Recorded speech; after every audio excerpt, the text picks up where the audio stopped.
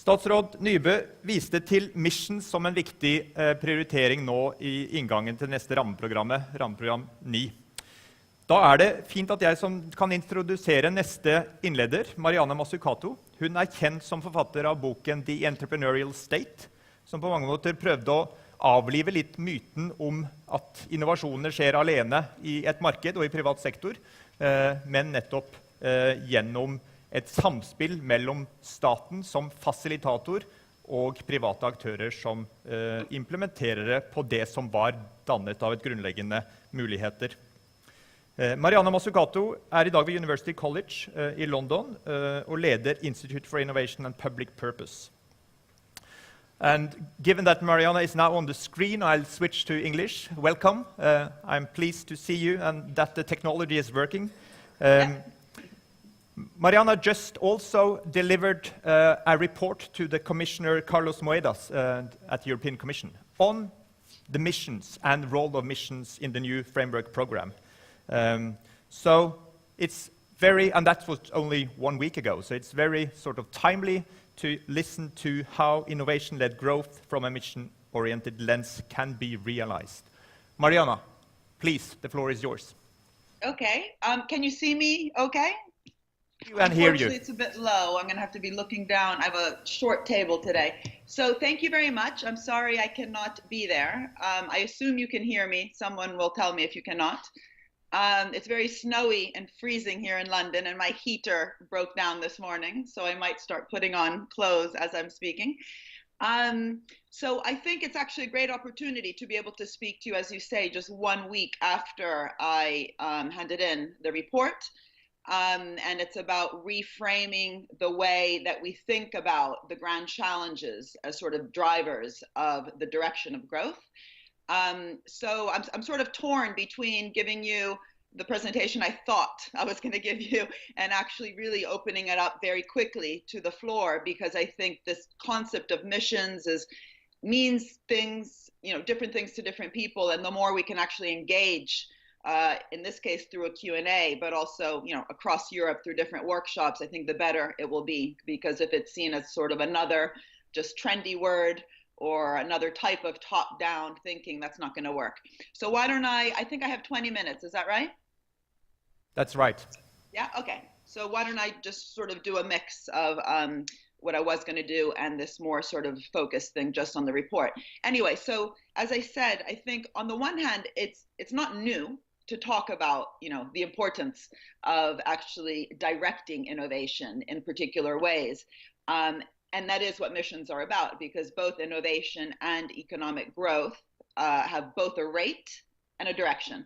And there's a problem of the rate in many countries. I'm from Italy, and Italy currently has a rate problem. They're not actually spending enough in all different areas, not just R&D, all different areas that we know are crucial for innovation to be successful, and that shouldn't be forgotten. But that's more about horizontal policies, yeah? So if you're not spending on education, on basic research, on all the feedback mechanisms across the innovation chain, which allow the conversation, for example, between basic research and applied research, if you're not investing in those areas which we know increase productivity, then you will be in trouble. So this is not a conversation about that. This is a conversation of what do we actually mean then about vertical policies, yeah? So it's not about vertical or horizontal, but vertical policies in the past have been focused often on either really narrow areas, so picking sectors, picking technologies, or more recently, very broad, so challenge-oriented. And missions are somewhere in the middle, and that's what I'll sort of get to in the second half of my presentation. But first, I just wanted to say that this idea of challenge-driven innovation isn't new for the Commission.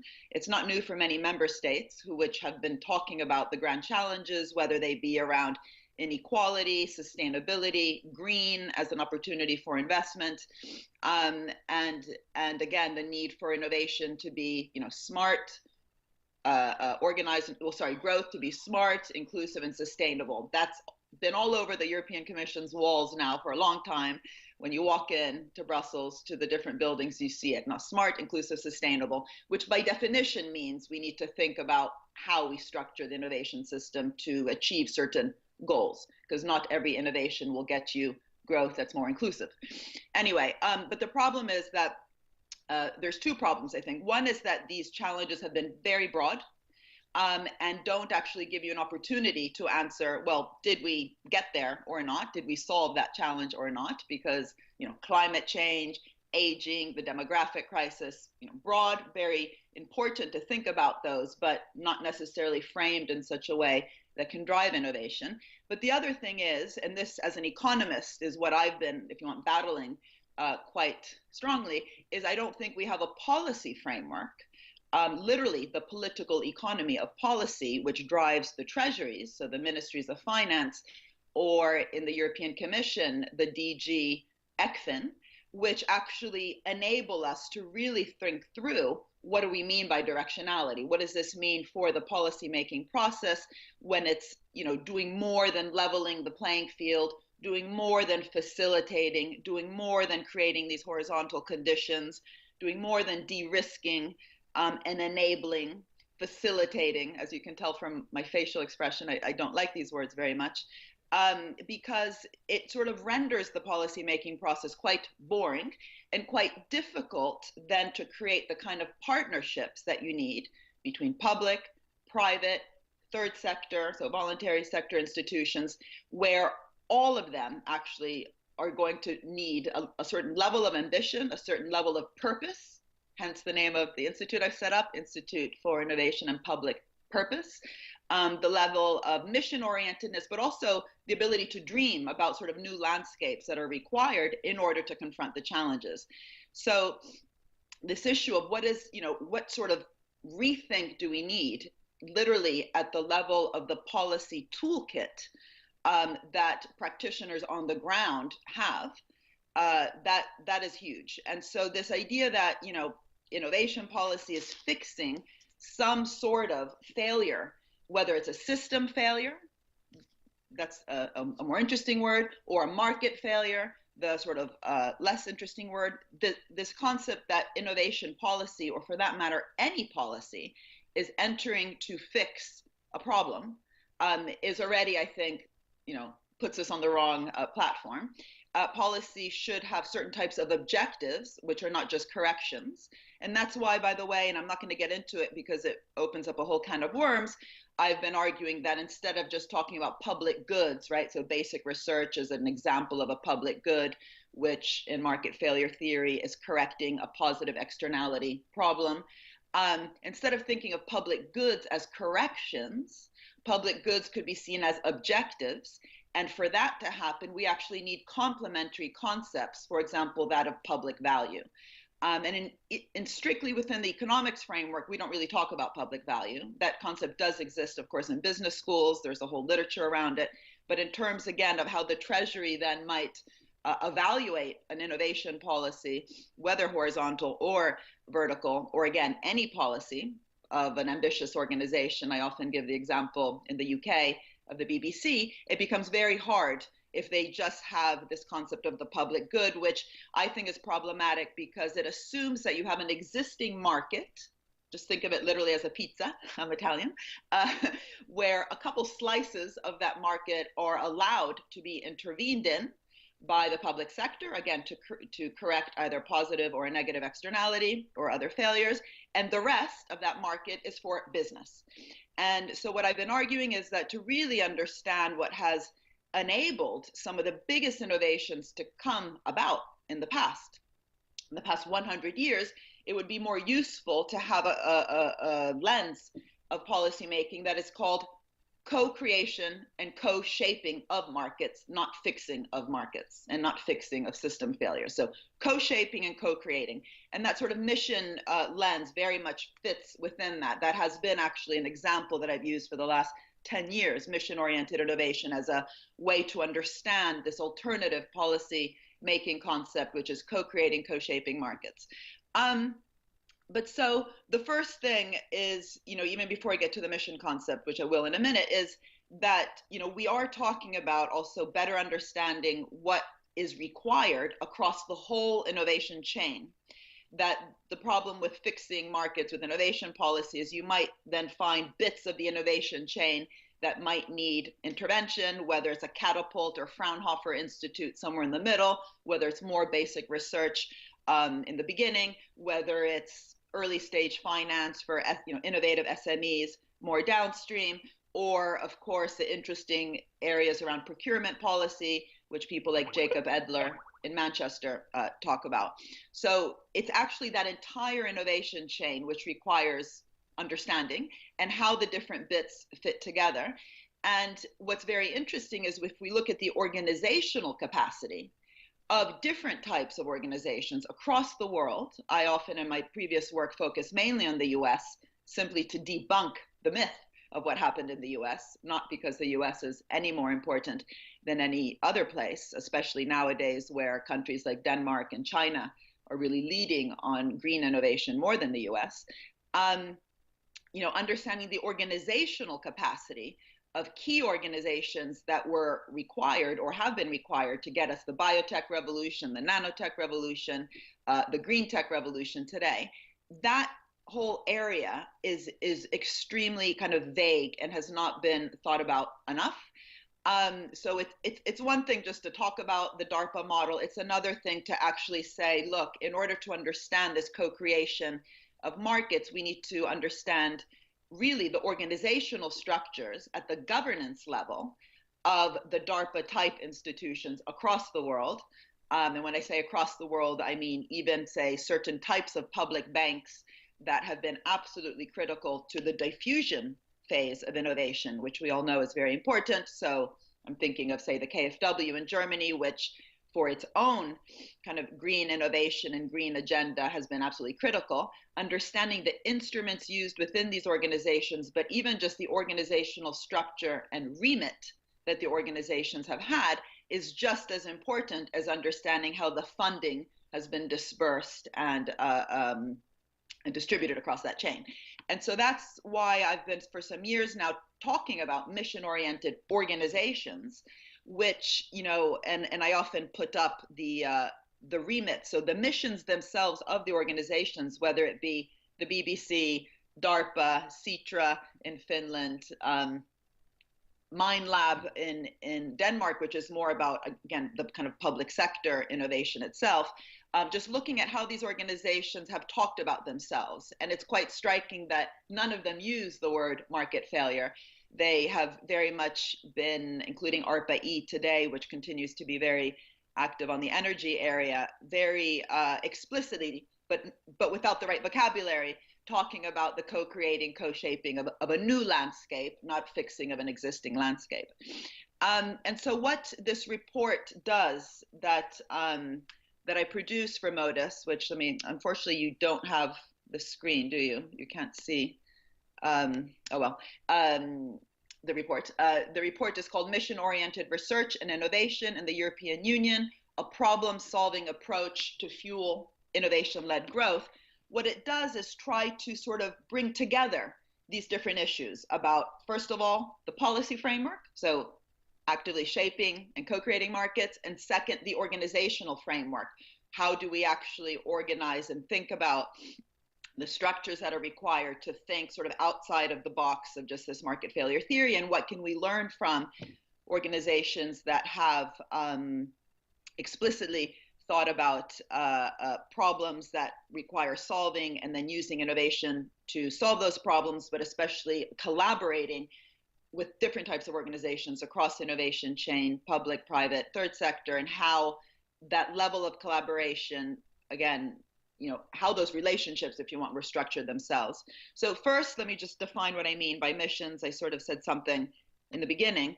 Missions are somewhere between a challenge and, these kind of broader technological areas. So the reason I often start with the Man on Moon mission, and everyone, some people love it. They say, oh, yes, we need to be as ambitious as Man on Moon. And others immediately say, oh, no, don't talk to me about the moon. The Man on Moon mission was very, very interesting because of how it was set up. First of all, it was extremely bold, ambitious, very high risk. The probability of failure was actually quite extraordinary. And yet they went for it anyway. And many of the challenges that we have ahead of ourselves, whether it's again around the health areas, energy, inequality, they are by the in and of themselves bold challenges. But what does it mean then to sort of structure a bold and a mission, so problem within that? But sorry, let me just move on to the biggest point. Getting to the moon required lots of different actors and especially lots of different sectors. So it was not just an aerospace kind of feat. It was also, you couldn't get to the moon in jeans and a t-shirt. So there was quite a bit of innovation across areas, including textiles. So that kind of cross-sectoral level of investment in innovation was very important. And then there was, lots of sort of homework problems or projects, activities that needed to be achieved in order to get there, of which many failed. We know of many of the successful projects, which of course also led, produced spillovers in terms of the technologies we have today. But there was also lots of failures. So that kind of bottom-up experimentation, exploration, and solving and collaborating across different types of projects to achieve that mission, which was a concrete mission that you could actually say, yes, did we achieve it or not? The point was get to the moon and back again, was extremely important. So what I do in the report is I start off with the sort of 5 criteria that would be useful for modern day missions. And the first one is bold, inspirational, with wide societal relevance. The second one is a clear direction, targeted, measurable, and time bound, so that it's, again, much more concrete than a challenge, but being driven by this challenge oriented area. In the case of the moon, it was, the space race was the challenge, Sputnik, but then the man on moon was that clear direction with an ambitious, measurable goal. The third is an ambitious but realistic role for research and innovation. I mean, this is a research agenda for DG RTD, so it can't just be a mission that can be solved simply through, say, regulation. One mission that came out that people were thinking about, because we had lots of workshops, was rendering our health records completely portable across Europe. So if you are English, forget the English actually because of Brexit, but we'll assume Brexit hasn't happened. If you're an English person in Berlin and get run over by a car and get sent to the hospital, it would be great if within minutes the doctor in Berlin can see your medical records. That doesn't exist, but some would argue that that's currently quite feasible, but simply mainly, if you want, a regulatory bottleneck. That apparently isn't true. That would itself require quite a bit of innovation, but the point is these missions, if they're being driven by or trying to achieve an innovation agenda, would need ambitious but realistic research and innovation actions. That's the third. The fourth, which I think is the most important along with the fifth, is it should be cross-disciplinary, cross-sectoral, and cross-actor. So cross-sectoral, different industries, as I've already mentioned, cross-actor, public, private, third sector, and others. Cross-disciplinary in terms of the scientific fields, it's extremely important, not just to make this a purely kind of a STEM type area. We need, top sociologists, anthropologists, psychologists helping us even define the nature of these missions and interpreting this kind of active co-creation and co-shaping of markets. That's just as much an area for the social sciences as the natural sciences. Fifth, bottom-up multiple solutions. We know this is very important for innovation in general. Innovation is a nonlinear, extremely uncertain process, often very serendipitous. The search for one thing leads to the discovery of another. Viagra, of course, is the most obvious example. They were looking for something around the heart, and then something else popped up along the way. That's actually very common with innovation, that kind of serendipitous. And so actually that is the fact that, as I said, getting to the moon required these kind of 200 or 300 homework problems around, of which many failed, is something that isn't just historically true. It's actually just true with innovation in general. We know that that kind of multiple explorative pathway, which is very nonlinear, which requires adaptive and flexible organizations, is key. Anyway, I won't bore you with too much more because I think I just have 1 minute left. But then what I also do in the report is look at different types of implementation issues. For example, how to make sure, what are the instruments that we know that might be useful to enable and really foster, nurture that bottom-up exploration and experimentation to avoid a top-down linear method, which we know wouldn't work. And then we looked at different sample missions, which were really just illustrative to get the points across and to tease out the difficulties. And so we chose 3, one around a plastic-free ocean, another one around decreasing the burden of dementia, framed in a particular way that you could answer yes or no, another one around reducing the carbon emissions of 100 cities across Europe. And for each of these, what we did is we went through those 5 different criteria.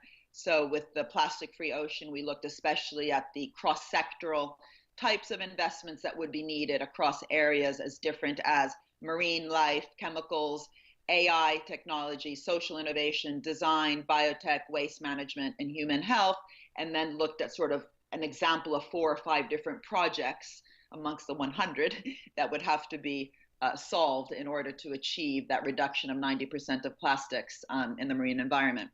So let me just stop there because I'm sure it's not very nice to just hear me blab away on a video. But let me just read out to you, and then I'll stop the, how many are there here? 7 implementation issues, because I mentioned them. The first is who decides on the mission. You know, the man on moon, of course, was Kennedy and his administration, whereas some more modern missions and these more wicked missions, like the one that Germany today has called Energiewende, was actually in some ways top down from the Merkel government, but it actually came from decades of a green movement, which brought the legitimacy in Germany of that mission. And that was also full of conflict. That was not easy, right? Getting rid of nuclear was not exactly a harmonious decision. So selecting missions aren't necessarily going to be just, ballets very easy. That itself will require the ability to manage and also to foster these kind of conflicting tensions. That can be a good thing. Second, what sort of impact-driven targets and milestones might be used? What can we learn? Third, a proactive portfolio management. So you don't just choose by definition because of that multiple solutions point. You don't just choose one way to get there, but what does that mean for literally how you do your risk analysis and portfolio management across all these different projects. Fourth, the flexibility and adaptability of the system. So it might be that some missions after 5 years, you realize you framed it wrongly, or it starts to get captured. This is a huge issue, whether missions are getting captured by specific interests. How do you deal with that?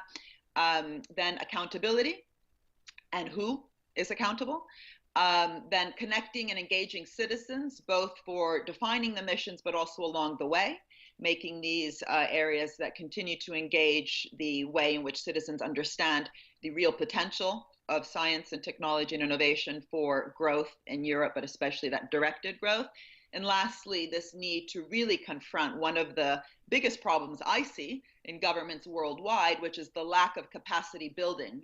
The level of outsourcing of the brains of particular public institutions has potentially rendered them unable actually to think in this mission-oriented way. So rethinking what we require literally at the public sector organizational side within the member states in terms of capacity, capabilities, and ability to explore and to engage and to experiment, that requires a level of skills which is not currently in the curriculum of Masters in Public Administration. I'm done.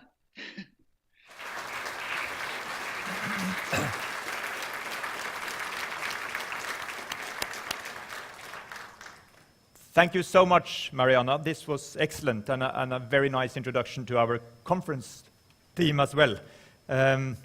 I should also take this opportunity to thank you for accepting to join our International Advisory Board of the Research Council. So look forward to our collaboration there.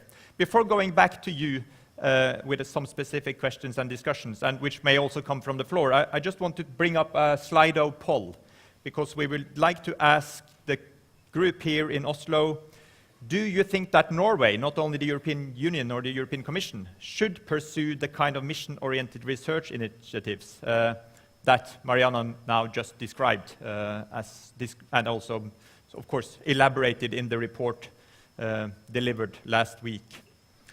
So it's 4 out of You cannot probably see it, Mariana, but it's 4 out I of... don't see anything, actually. I don't have a video. No. I don't think your team has turned on the video on your end. Let's see what... But at least I can tell you that 4 out of 5 are supporting that Norway should go down the road of exploring how we can support missions in our research and innovation system. So we'll see how that will develop as we speak. We have some time for discussion. It struck me actually, Mariana, that in a way, if you divide the first part of your talk and the second, in the beginning, you are really a disruptor in the sense of you are criticizing, or not only criticizing, but you're actually formulating an emerging new theory on which needs also to sort of make us rethink the microeconomics in the sense of it's not only about market failures, it's not only about public goods correcting or adapting to externalities. It's not only about funding and incentives, but it's about smarter engagements. So that is quite disruptive.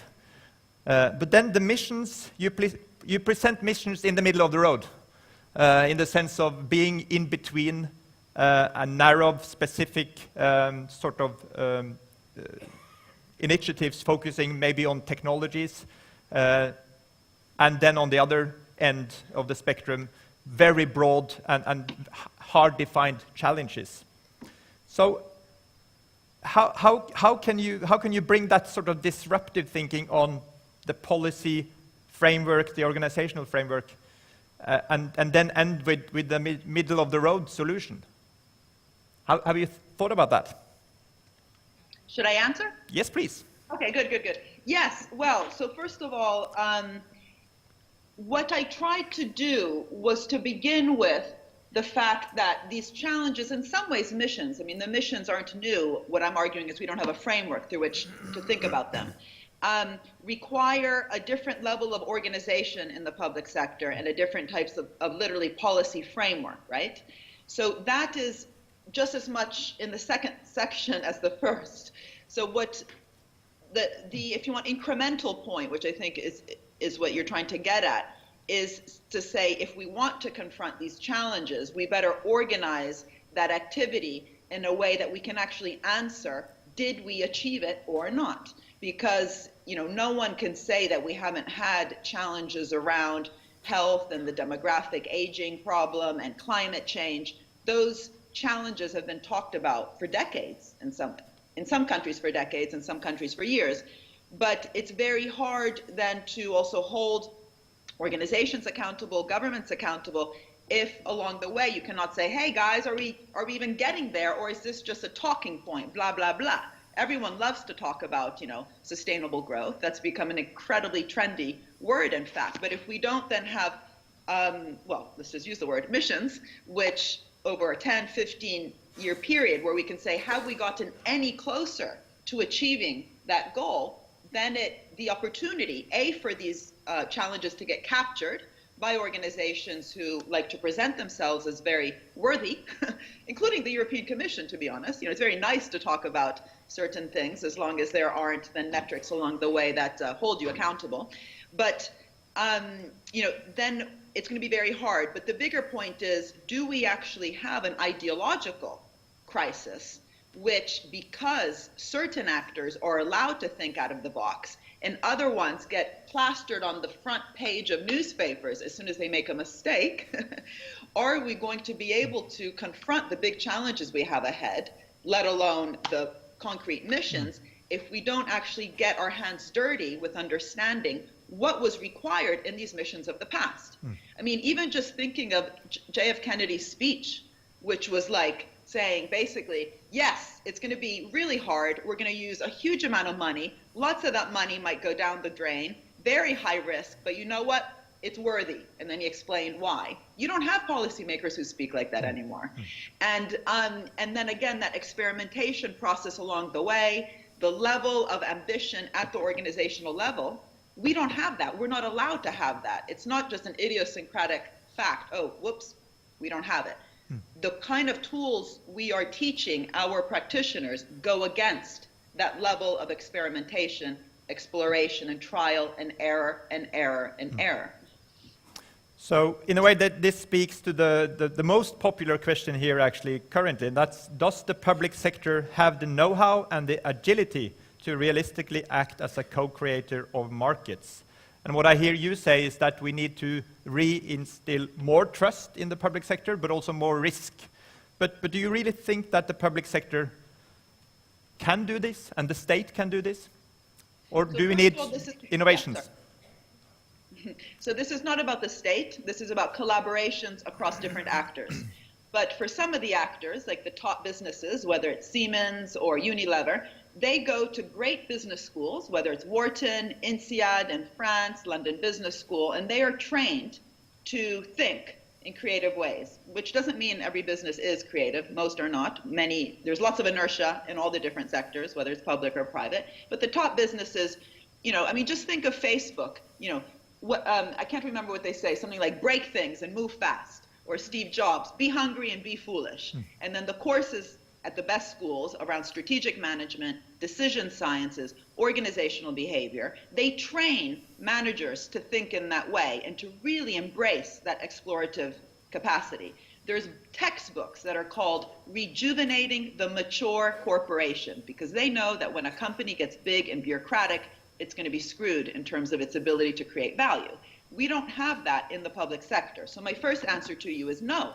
I believe that most public organizations do not have the capacity and capability. But that's a huge problem if we're going to have public, private, third sector collaborations to achieve these incredibly difficult and ambitious goals if one of the actors is crippled.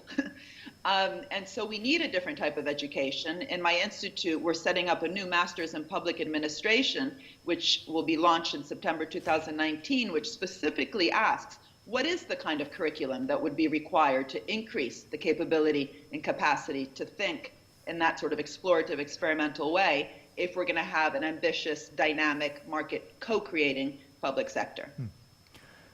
Very good. Thank you so much. We have reached the end of our time with you, unfortunately. What I hear you say is that even if the mission is in the middle of the road or the spectrum of how to sort of nurture innovation, what I hear you say is that it's not about funding and money only. It's about really rethinking how we fund and invest, how we do it together, how the state or the public can do it together with entrepreneurs and private sector. So thank you again so much, Mariana, and look forward to seeing you.